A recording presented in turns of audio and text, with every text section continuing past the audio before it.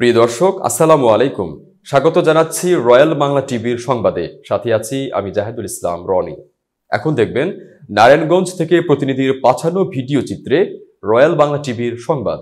দীর্ঘ বছর যাবৎ ২৫০০ উপজেলা বিশনন্দী ইউনিয়নে একটি টিন শেডের ২টি কক্ষের ভূমি অফিসটি গ্রাহক সেবায় স্থাপন করা হয়। বর্তমানে বিশনন্দী ইউনিয়ন এই ছোট্ট ভূমি অফিসটি জরাজীর্ণতায় দৃশ্যমান রয়েছে। টিন শেডের এই অফিসে নেই কোনো ভূমি সহকারী কর্মকর্তার কক্ষ, নেই একটি টয়লেট। রেকর্ড রুমটি রয়েছে অত্যন্ত ঝুঁকিপূর্ণ অবস্থায়, যা যে কোনো সময় জাতীয় নথিপত্র চুরি হওয়ার আশঙ্কা আছে। জমিনের পোস্টার লাগিয়েছি। কতদিন যাবত আসতেছি? আমি প্রায় আমার জমিনের কিছু খাজনাপাতি যে পোস্টার নেই। সেবাটা খুব ভালো, স্যার খুব ভালো সেবা দিতেছে। প্রয়োজনীয় নথিপত্র রাখার তেমন কোনো ভালো ব্যবস্থা নেই। ভূমি অফিসের এমন বেহাল দশায় গ্রাহক সেবা প্রদানে বাধা সৃষ্টির কারণ। তবুও চেষ্টা করে যাচ্ছেন ভূমি সহকারী কর্মকর্তা মোহাম্মদ হাসিবুল হাসান খান সেবাগ্রহীতাদের শতভাগ সেবা প্রদানে। ২৪ শতক খাস জমি ভূমি অফিসের নামে বরাদ্দ থাকলেও ভূমি অফিস স্থাপনার উন্নয়ন রয়েছে অধরা।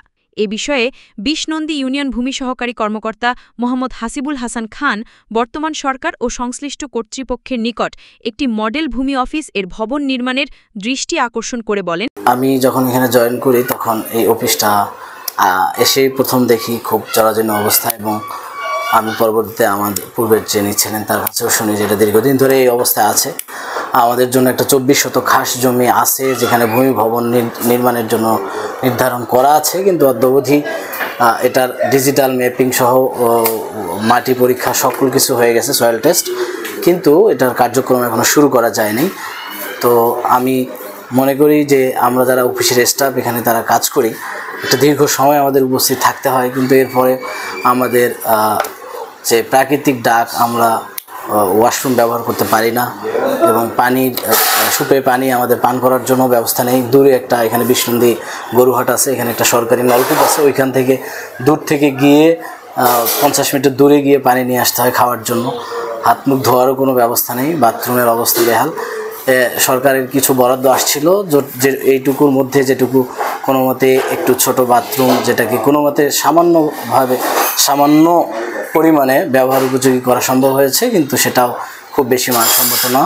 এবং অন্যান্য যারা নাগরিক সেবা আসেন সেবা নিতে ভূমিতে, তাদেরও এটা খুব জরাজীর্ণ ভবন হওয়ার কারণে, ছোট্ট একটা রুম থাকার কারণে সবাই এসে চাপাচাপি করেন এবং বসার জায়গা নাই। আমাদের স্টাফরা বসে এক জায়গায় কাজ করতে পারে না, একটা রুমে আমাদেরকে কাজ করতে হয়।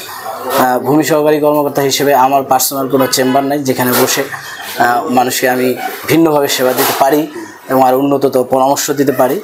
তো আমি সরকারের কাছে আকুল আবেদন করব। আরেকটা বিষয় হচ্ছে যে আমাদের রেকর্ড রুম, একটা ভূমি অফিসের সবচেয়ে গুরুত্বপূর্ণ অংশ। সেই রেকর্ড রুমটা খুব ছোট্ট একটা সংকীর্ণ ঘর বলা যায়, খুপড়ি ঘর বলা যেতে পারে। সেটার মধ্যে কোনো মতেই আমরা রেজিস্টারগুলো রাখার ব্যবস্থা চেষ্টা করছি আপ্রাণ, এবং ওই পাশের জানালাগুলোও খুব বেশি ভঙ্গুর অবস্থায় আছে।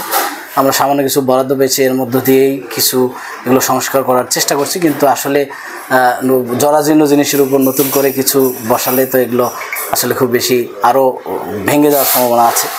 এখানে রেকর্ড রুমের যে ভয়াবহ অবস্থা, এখন আমরা আশঙ্কা করছি যে এখানে হয়তো রেকর্ড রুম এটা খুব গুরুত্বপূর্ণ জাতীয় নথি বলা যেতে পারে। এই এলাকার সমস্ত মানুষের জমি জমা সকল তথ্য এখানে লিপিবদ্ধ আছে, হস্তান্তরিত তথ্য আছে, খুবই গুরুত্বপূর্ণ, যেগুলো বেহাত হয়ে গেলে বা চুরি হয়ে গেলে এগুলো বিশাল ধরনের ক্ষতি, অপূরণীয় ক্ষতি হয়ে যাবে, যেগুলো কখনোই আসলে সমাধানযোগ্য হবে না, এবং এটা একটা বড় ধরনের ম্যাসাকার সৃষ্টি হবে। তো যাতে এই সুরক্ষার ব্যবস্থা থাকে রেকর্ড রুমের, এবং অন্যান্য খুব সুন্দর একটা মডেল নারায়ণগঞ্জ জেলার মতো একটা জেলায় এরকম একটি জরাজীর্ণ ভবন সত্যিই কাম্য না।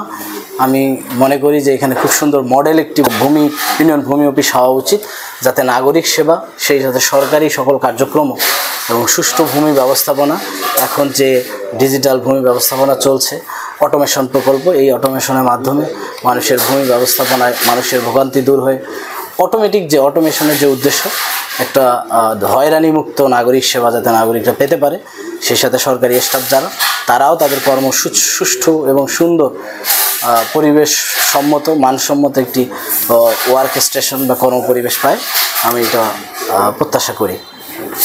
আমি সরকারের কাছে এবং সংশ্লিষ্ট সকল মহলের কাছে আমি আবেদন জানাচ্ছি যে এই এলাকার মানুষ ভূমি সেবা পেতে কষ্ট হচ্ছে, আমাদের কাজ করতে খুব কষ্ট হচ্ছে।